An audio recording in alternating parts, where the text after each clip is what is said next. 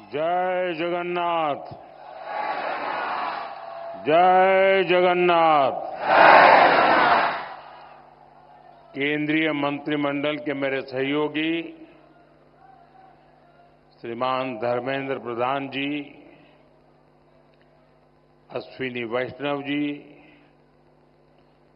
उड़िया समाज संस्था के अध्यक्ष श्री सिद्धार्थ प्रधान जी, उड़िया समाज के अन्य अधिकारी,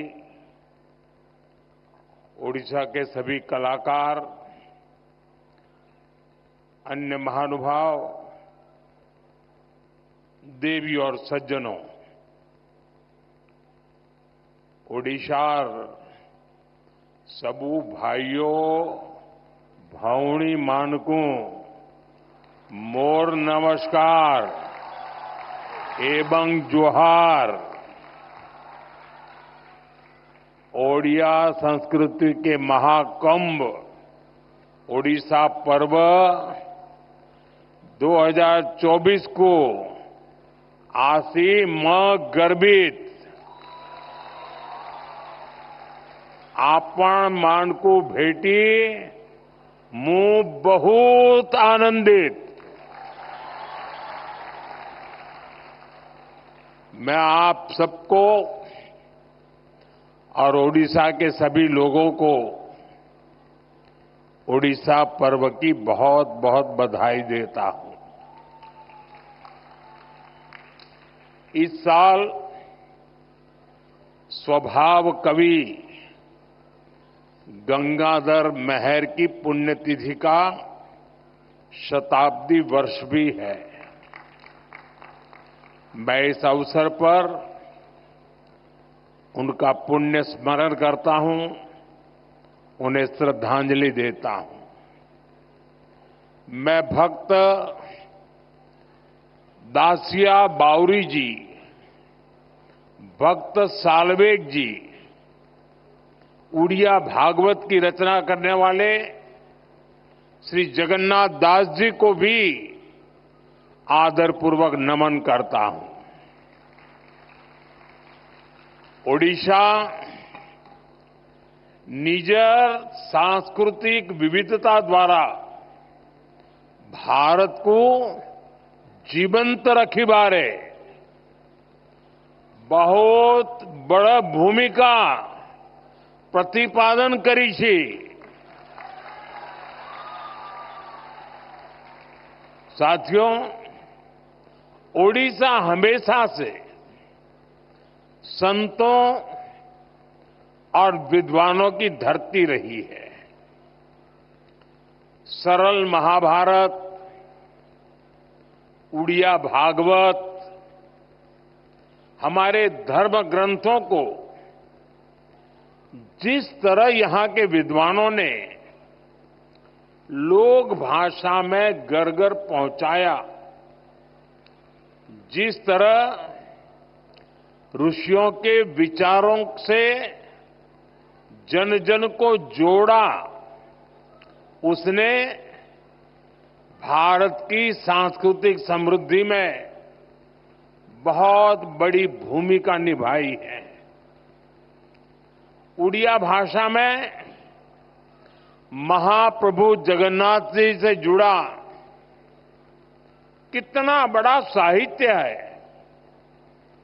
मुझे भी उनकी एक गाथा हमेशा याद रहती है। महाप्रभु अपने श्री मंदिर से बाहर आए थे और उन्होंने स्वयं युद्ध का नेतृत्व किया था।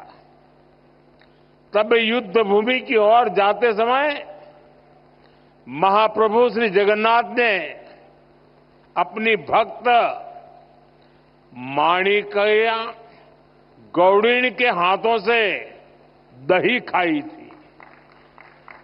ये गाथा हमें बहुत कुछ सिखाती है। ये हमें सिखाती है कि हम नेक नियत से काम करें तो उस काम का नेतृत्व खुद ईश्वर करते हैं। हमेशा, हर समय, हर हालत में ये सोचने की जरूरत नहीं है कि हम अकेले हैं। हम हमेशा +1 होते हैं। प्रभु हमारे साथ होते हैं। ईश्वर हमेशा हमारे साथ होते हैं। साथियों, ओडिशा के संत कवि भीम भोई ने कहा था, मो जीवन पछे नरके पड़ी थाउ जगत उद्धार हेऊ। भाव ये कि मुझे चाहे जितने ही दुख क्यों न उठाने पड़े, लेकिन जगत का उद्धार हो, यही उड़ीसा की संस्कृति भी है। ओडिशा सबू जुगरे समग्र राष्ट्र एवं पूरा मानव समाज सेवा करी छी। यहां पूरी धाम ने एक भारत श्रेष्ठ भारत की भावना को मजबूत बनाया। ओडिशा की वीर संतानों ने आजादी की लड़ाई में भी बढ़ चढ़कर देश को दिशा दिखाई थी। पाइका क्रांति के शहीदों का ऋण हम कभी नहीं चुका सकते। ये मेरी सरकार का सौभाग्य है कि उसे पाइका क्रांति पर स्मारक डाक टिकट और सिक्का जारी करने का अवसर मिला था। साथियों, उत्कल केसरी हरे कृष्ण मेहताब जी के योगदान को भी इस समय पूरा देश याद कर रहा है। हम व्यापक स्तर पर उनकी 125वीं जयंती मना रहे हैं। अतीत से लेकर आज तक उड़ीसा ने देश को कितना सक्षम नेतृत्व दिया है, ये भी हमारे सामने है। आज उड़ीसा की बेटी आदिवासी समुदाय की द्रौपदी मुर्मू जी भारत की राष्ट्रपति है। ये हम सभी के लिए बहुत ही गर्व की बात है। उनकी प्रेरणा से आज भारत में आदिवासी कल्याण की हजारों करोड़ रुपयों की योजनाएं शुरू हुई हैं। और ये योजनाएं सिर्फ ओडिशा के ही नहीं, बल्कि पूरे भारत के आदिवासी समाज का हित कर रही है। साथियों, ओडिशा माता सुभद्रा के रूप में नारी शक्ति और उसके सामर्थ्य की धरती है। ओडिशा तभी आगे बढ़ेगा जब ओडिशा की महिलाएं आगे बढ़ेगी। इसलिए कुछ ही दिन पहले मैंने ओडिशा की अपनी माताओं बहनों के लिए सुभद्रा योजना का शुभारंभ किया था। इसका बहुत बड़ा लाभ ओडिशा की महिलाओं को मिलेगा।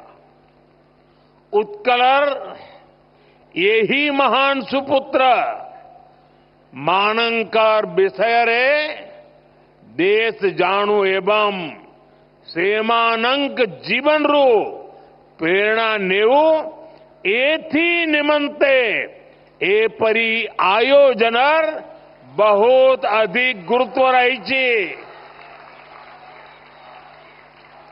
साथियों, इसी उत्कल ने भारत के समुद्री सामर्थ्य को नया विस्तार दिया था। कल ही उड़ीसा में बाली यात्रा का समापन हुआ है। इस बार भी 15 नवंबर को कार्तिक पूर्णिमा के दिन से कटक में महानदी के तट पर इसका भव्य आयोजन हो रहा था। बाली यात्रा प्रतीक है कि भारत का उड़ीसा का सामुद्रिक सामर्थ्य क्या था। सैकड़ों वर्ष पहले जब आज जैसी टेक्नोलॉजी नहीं थी, तब भी यहां के नाविकों ने समुद्र को पार करने का साहस दिखाया। हमारे यहां के व्यापारी जहाजों से इंडोनेशिया के बाली, सुमात्रा, जावा जैसे स्थानों की यात्राएं करते थे। इन यात्राओं के माध्यम से व्यापार भी हुआ और संस्कृति की भी एक जगह से दूसरी जगह पहुंची। आज ही विकसित भारतर संकल्पर सिद्धि निमित्ते ओडिशार सामुद्रिक शक्तिर महत्वपूर्ण भूमिका अच्छी। साथियों, ओडिशा को नई ऊंचाई तक ले जाने के लिए 10 साल से चल रहे अनवरत प्रयास आज ओडिशा के लिए नए भविष्य की उम्मीद बन रहे हैं। 2024 में ओडिशा वासियों के अभूतपूर्व आशीर्वाद ने इस उम्मीद को नया हौसला दिया है। हमने बड़े सपने देखे हैं, बड़े लक्ष्य तय किए हैं। 2036 में ओडिशा राज्य स्थापना का शताब्दी वर्ष मनाएगा। हमारा प्रयास है कि ओडिशा की गिनती देश के सशक्त, समृद्ध और तेजी से आगे बढ़ने वाले राज्यों में हो। साथियों, एक समय था जब भारत के पूर्वी हिस्से को, ओडिशा जैसे राज्यों को पिछड़ा कहा जाता था, लेकिन मैं भारत के पूर्वी हिस्से को देश के विकास का ग्रोथ इंजन मानता हूं। इसलिए हमने पूर्वी भारत के विकास को अपनी प्राथमिकता बनाया है।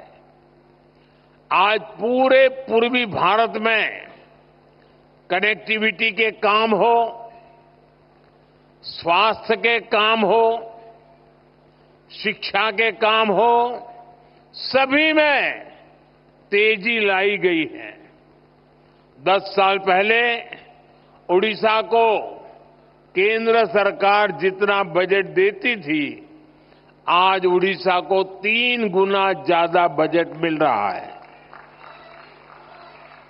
इस साल ओडिशा के विकास के लिए पिछले साल की तुलना में 30% ज्यादा बजट दिया गया है। हम ओडिशा के विकास के लिए हर सेक्टर में तेजी से काम कर रहे हैं। साथियों, ओडिशा में पोर्ट आधारित औद्योगिक विकास की अपार संभावनाएं हैं। इसलिए धामरा, गोपालपुर, अस्तारंगा, पलूर और स्वर्णरेखा पोर्ट्स का विकास करके यहां व्यापार को बढ़ावा दिया जाएगा।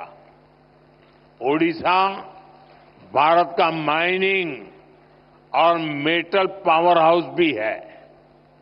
इससे स्टील, एल्यूमीनियम और एनर्जी सेक्टर में ओडिशा की स्थिति काफी मजबूत हो जाती है। इन सेक्टरों पर फोकस करके ओडिशा में समृद्धि के नए दरवाजे खोले जा सकते हैं। साथियों, ओडिशा की धरती पर काजू, जूट, कपास, हल्दी और तिलहन की पैदावार बहुतायत में होती है।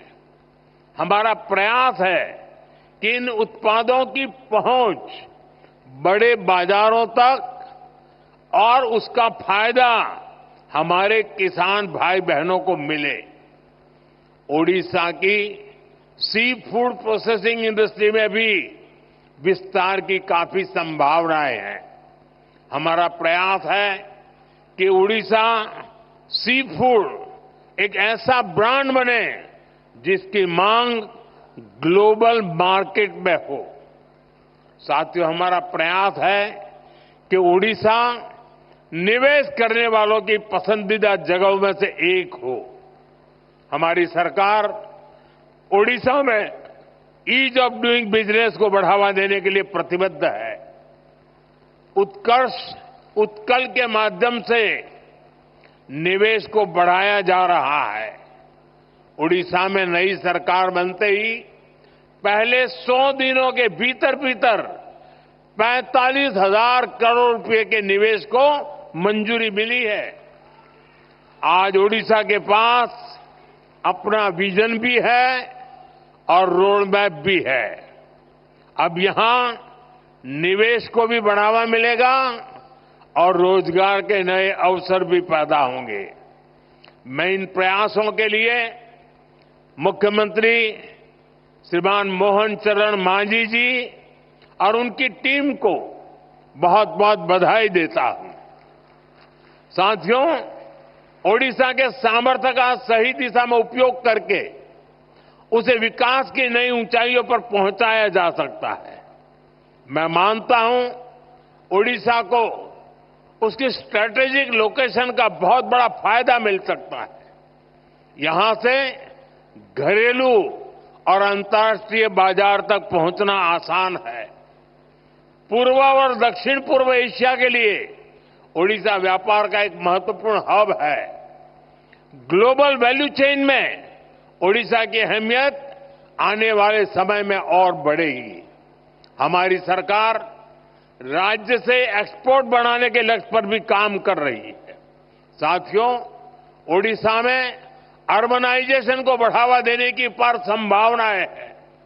हमारी सरकार इस दिशा में ठोस कदम उठा रही है। हम ज्यादा संख्या में डायनेमिक और वेल कनेक्टेड सिटीज के निर्माण के लिए प्रतिबद्ध है। हमें ओडिशा के टियर 2 शहरों में भी नई संभावनाएं बनाने का भरपूर हम प्रयास कर रहे हैं। खास तौर पर पश्चिम ओडिशा के इलाकों में जो जिले हैं, वहां नए इंफ्रास्ट्रक्चर से नए अवसर पैदा होंगे। साथियों, हायर एजुकेशन के क्षेत्र में ओडिशा देश भर के छात्रों के लिए एक नई उम्मीद की तरह है। यहां कई राष्ट्रीय और अंतर्राष्ट्रीय इंस्टीट्यूट हैं जो राज्य को एजुकेशन सेक्टर में लीड लेने के लिए प्रेरित करते हैं। इन कोशिशों से राज्य में स्टार्टअप इकोसिस्टम को भी बढ़ावा मिल रहा है। साथियों, ओडिशा अपनी सांस्कृतिक समृद्धि के कारण हमेशा से खास रहा है। ओडिशा की विधाएं और किसी को सम्मोहित करती है, हर किसी को प्रेरित करती है। यहां का ओडिसी नृत्य हो, ओडिशा की पेंटिंग्स हो, यहां जितनी जीवंतता पट्टचित्रों में देखने को मिलती है, उतनी ही बेमिसाल हमारे आदिवासी कला की प्रतीक सौराज चित्रकारी भी होती है। संबलपुरी, बोमकाई और कोटपात बुनकरों की कारीगरी भी हमें ओडिशा में देखने को मिलती है। हम इस कला और कारीगरी का जितना प्रसार करेंगे, उतना ही इस कला को संरक्षित करने वाले उड़िया लोगों को सम्मान मिलेगा। साथियों, हमारे ओडिशा के पास वास्तु और विज्ञान की भी इतनी बड़ी धरोहर है। कोणार्क का सूर्य मंदिर, इसकी विशालता, इसका विज्ञान, लिंगराज और मुक्तेश्वर जैसे पुरातन मंदिरों का वास्तु, ये हर किसी को आश्चर्यचकित करता है। आज लोग जब इन्हें देखते हैं तो सोचने पर मजबूर हो जाते हैं कि सैकड़ों साल पहले भी ओडिशा के लोग विज्ञान में इतने आगे थे। साथियों, ओडिशा पर्यटन की दृष्टि से अपार संभावनाओं की धरती है। हमें इन संभावनाओं को धरातल पर उतारने के लिए कई आयामों में काम करना है। आप देख रहे हैं, आज ओडिशा के साथ साथ देश में भी ऐसी सरकार है जो ओडिशा की धरोहरों का, उसकी पहचान का सम्मान करती है। आपने देखा होगा, पिछले साल हमारे यहां G20 का सम्मेलन हुआ था। हमने G20 के दौरान इतने सारे देशों के राष्ट्राध्यक्षों और राजनयिकों के सामने सूर्य मंदिर की ही भव्य तस्वीर को प्रस्तुत किया था।